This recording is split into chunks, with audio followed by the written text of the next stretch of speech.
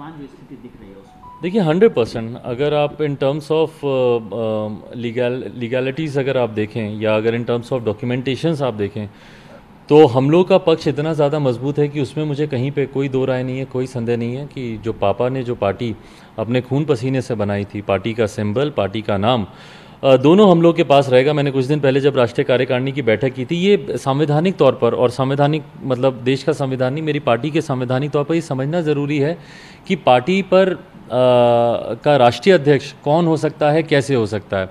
हमारे संविधान में स्पष्ट रूप से ये लिखा हुआ है कि पार्टी की राष्ट्रीय कार्यकारिणी एक अध्यक्ष को नियुक्त करती है, उसको चुनती है ना। चुनने के बाद उस अध्यक्ष का कार्यकाल 5 साल के लिए होता है। उस 5 साल में उस अध्यक्ष को तभी हटाया जा सकता है सिर्फ 2 परिस्थिति में, कि या तो उनका निधन हो जाए और या फिर वो स्वेच्छा से वो रिज़ाइन करें। तो मेरा चुनाव 2019 को हमारे नेता, हमारे संस्थापक आदरणीय रामविलास पासवान जी के रहते हुए ही 2019 5 नवंबर 2019 को मेरा चुनाव हुआ था। 9 नवंबर 2019 को इसकी लिखित जानकारी हम लोगों ने इलेक्शन आयोग को भी हम लोगों ने इसकी जानकारी हम लोगों ने दे दी थी। उसके बाद रही बात राष्ट्रीय कार्यकारिणी की, राष्ट्रीय कार्यकारिणी में मिनिमम बॉडी जो होती है वो 75 लोगों की होती है। मुझे खुशी और मुझे गर्व है कि उसमें से 66 लोग आज की भी तारीख में मजबूती से मेरे साथ और हमारे नेता आदरणीय रामविलास पासवान के विचारों के साथ वो लोग खड़े हैं। स्टेट प्रेसिडेंट्स की अगर आप बात करें, 36 स्टेट्स और यूटी मिला के, जिसमें से कि लद्दाख में हम लोगों ने कभी नियुक्ति नहीं की थी, पर उसके अलावा जितने 35 राज्य और यूटी हैं उसके 33 अध्यक्ष आज की तारीख में मेरे साथ हैं। सिर्फ दिल्ली के प्रदेश अध्यक्ष और जम्मू और कश्मीर के अगर प्रदेश अध्यक्ष को अगर आप छोड़ दें, बाकी तमाम प्रदेशों के अध्यक्ष मजबूती से आज मेरे साथ खड़े हैं। उसी क्रम में अगर आप राष्ट्रीय प्रकोष्ठों की अगर आप बात करें तो एक प्रकोष्ठ को छोड़कर तमाम प्रकोष्ठों के अध्यक्ष मेरे साथ हैं। और यही आप इसको हर उसमें अगर आप देखेंगे, बॉडी में अगर आप देखेंगे, तो 90% आज की तारीख में लोग मेरे साथ खड़े हैं। और यही मेरा विश्वास दिलाता है कि न्यायालय में जीत हम लोग की होगी। चुनाव आयोग में आपकी जीत होगी ऐसा आपको लग रहा है? अब कहीं ना कहीं आप चिराग पासवान जी दुविधा में हैं कि आप एनडीए के साथ रहें या ना रहें। क्यों आप दुविधा में? ये दुविधा मेरी नहीं है, ये दुविधा मेरी नहीं है। मैंने तो इस बात को शुरू से स्पष्ट किया कि भाई मेरा गठबंधन भारतीय जनता पार्टी के साथ हुआ। मैं अंत तक, आज तक मैं भारतीय जनता पार्टी के साथ ही मैं खड़ा हूँ। 2014 का चुनाव हम लोगों ने साथ लड़ा। 14 में जब नीतीश कुमार जी, जब मौजूदा प्रधानमंत्री नरेंद्र मोदी जी के प्रधानमंत्री पद की दावेदारी के नाम पर ही उनका हाथ छटक कर जब अलग हुए थे, तो उस वक्त भी मेरे पास विकल्प था, या तो मैं नीतीश जी के साथ जा सकता था या मैं प्रधानमंत्री जी के साथ। तब भी मैं प्रधानमंत्री जी के साथ रहा क्योंकि हमारा गठबंधन भाजपा के साथ हुआ। 2015 में जब नीतीश जी ने लालू जी के साथ गठबंधन कर लिया, तब भी मैं भाजपा के साथ खड़ा रहा। 19 का चुनाव मैंने भाजपा के साथ मिलकर लड़ा। इस बार का बिहार विधानसभा का चुनाव में भी मैंने भाजपा का साथ दिया। उनके सामने मैंने प्रत्याशी नहीं उतारे। बस सिर्फ 6 ऐसी सीटें थी जहां पे 2 तो हमारे सिटिंग ही थे, जिसपे उतारना जरूरी था, जिसकी जानकारी मैंने पहले से भारतीय जनता पार्टी के शीर्ष नेतृत्व को दे दी थी। इनके हर विषय, इनके हर नीति के साथ मैं मजबूती से खड़ा रहा। भले वो ट्रिपल तलाक की बात हो, भले वो राम मंदिर निर्माण की बात हो, भले वो धारा 370 की बात हो, सीए एनआरसी की बात हो, इनके हर नीतिगत फैसले का मैंने इनका समर्थन किया, जबकि नीतीश जी ने इनके हर फैसले का विरोध किया।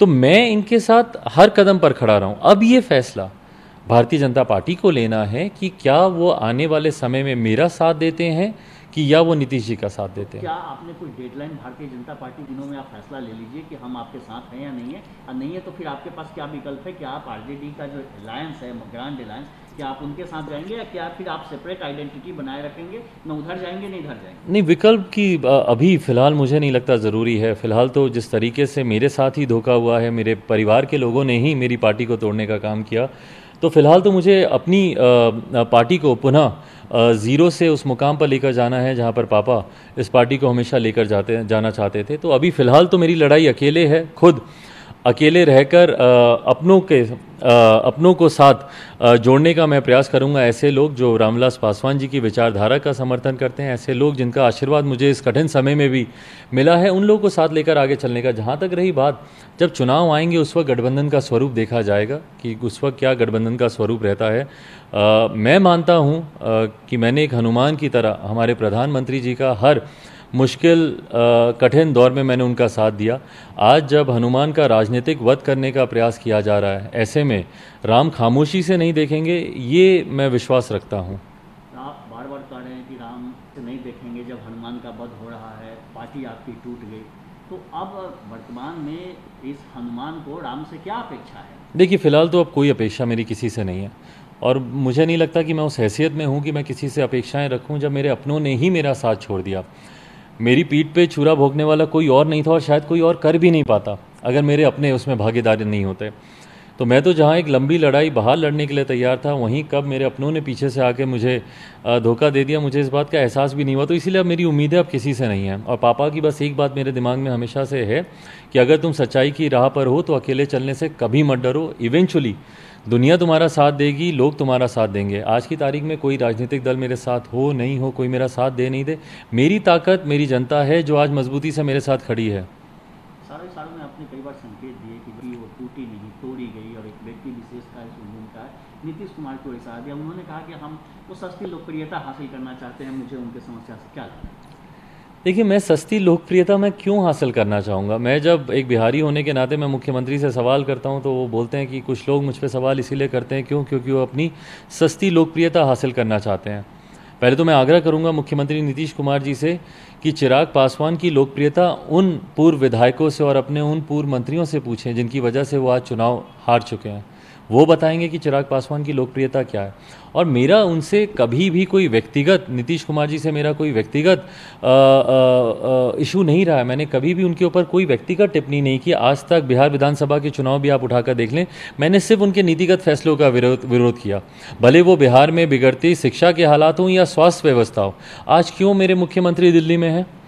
क्या कारण है कि आज वो दिल्ली में आकर कैटरैक्ट का ऑपरेशन करा रहे हैं? कैटरैक्ट जैसा ऑपरेशन क्या बिहार में आप विकास पुरुष रहे हैं, विकास पुरुष के नाम से आप अपने आप को संबोधित करवाना आप पसंद करते हैं, तो क्या बिहार में आपके 15 साल के शासन में ऐसी भी व्यवस्था नहीं हुई कि एक कैटरैक्ट का जो कि 2 घंटे का डॉक्टर छुट्टी दे देता है, उसके लिए आप 1000 किलोमीटर की यात्रा करके चार्टर फ्लाइट से आप आते हैं? जो बिहार में जो आज की तारीख में जो बुजुर्ग दंपति होंगे जिनको कैटरैक्ट का ऑपरेशन कराना होगा, क्या आप उनको भी चार्टर फ्लाइट देंगे 1000 किलोमीटर की यात्रा करके दिल्ली आने के लिए? तो मैंने बुनियादी सवाल पूछे, पर उसके जवाब में जिस तरीके से बदले की कार्रवाई करते हुए उन्होंने मेरी पार्टी तो ठीक है, पार्टी तो उन्होंने हम लोग की कई बार तोड़ी, मेरे सामने ही नहीं, मेरे पिताजी के सामने 2005 में हमारे 29 विधायक तोड़कर ले गए। 2005 में 2 बार चुनाव हुए थे बिहार में, नवंबर वाले चुनाव में फिर हमारे जीते हुए विधायकों को लेकर, हमारे MLCs को लेकर, रिसेंट पास तक मेरे एक जीते हुए विधायक जो मटिहानी से थे उनको तोड़कर ले गए। वो ठीक है, पार्टी को तो आपने कई बार तोड़ा, पर उसके बाद बदले की भावना इतनी ज़्यादा कि आपने मेरे परिवार को भी तोड़ने का काम किया। और जो लोग आज उनके साथ खड़े हैं वो कहीं ना कहीं उन्होंने मुझे धोखा नहीं दिया, उन्होंने रामविलास पासवान जी की विचारधारा को धोखा दिया, उनकी सोच को, उनके सपनों को धोखा दिया। आज पापा कहीं पे भी होंगे, ईमानदारी से बताइए, क्या पापा खुश होंगे जिस तरीके से चाचा ने किया? मेरे पिता के निधन के बाद चाचा मेरे लिए पिता तुल्य ही नहीं, मैं पापा की छवि उनमें देखता था। पापा उनके ऊपर जिम्मेदारी छोड़कर गए थे कि उनके बाद परिवार को संभालना उनकी जिम्मेदारी बनती थी, परिवार को एक साथ लेकर चलना उनकी जिम्मेदारी बनती थी। क्या अगर मैं उनका अपना सगा बेटा होता, क्या तब भी वो मेरे साथ ऐसा ही करते?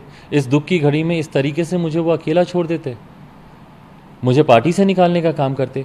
तो ये बातें जब मेरे अपने ही, जब उन्होंने जब मेरे साथ ही जब ये कर दिया, तो अब मैं किसी दूसरे पर क्या उंगली उठाऊं, क्या सवाल पूछूं? आखिरी सवाल मेरा है, आपको बीजेपी से उम्मीद की है, जो भी है आप फैसला नहीं ले पा रहे हैं कि बीजेपी के साथ रहें जाए, अगर बीजेपी छोड़ देती है साथ या फिर बीजेपी से नहीं बनता है, तो कहीं ना कहीं रामविलास पासवान को लेकर बिहार में सियासत शुरू हो गई है। शुरू ये हो गई है कि आरजेडी भी उनके जिस तरह से उनका जन्मदिन है 5 जुलाई, उस दिन जैसे उनको खास तवज्जो दे रहे, तो कहीं ना कहीं क्या आपकी उनसे नज़दीकियाँ बढ़ रही है या वो आपके नज़दीक? देखिए, पापा और लालू जी हमेशा से